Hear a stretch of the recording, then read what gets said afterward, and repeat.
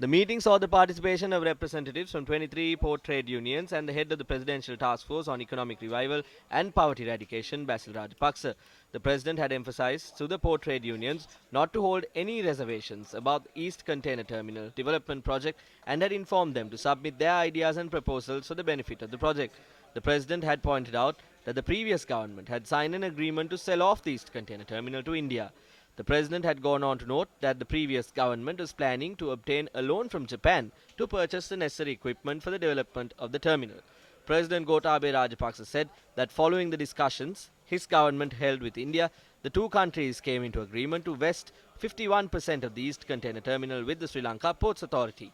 At the meeting, the President had emphasized the sovereignty and independence of Sri Lanka will not be tarnished through the investment that will be carried out in the country. Representatives of the Port Trade Union expressed the following views after today's meeting with the President.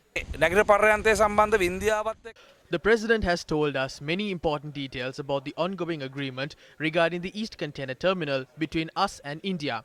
He explained about the issues revolving around geopolitics, economy and how much of a loss we will incur when we lose our 66% of transshipments if we do not hand over the East Container Terminal to India. However, that was not our stance. We could not come to an agreement with the President. We requested the President to provide us with a chance to discuss with the committee to look into concerns connected with development of the ECT before final discussion is reached on this.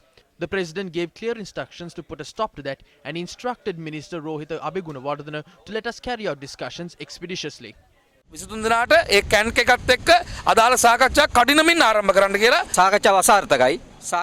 The discussion was unsuccessful. The President's stance during the meeting was that Sri Lanka Ports Authority will hold a 51% stake of the East Container Terminal and the remaining 49% will be given to private entities.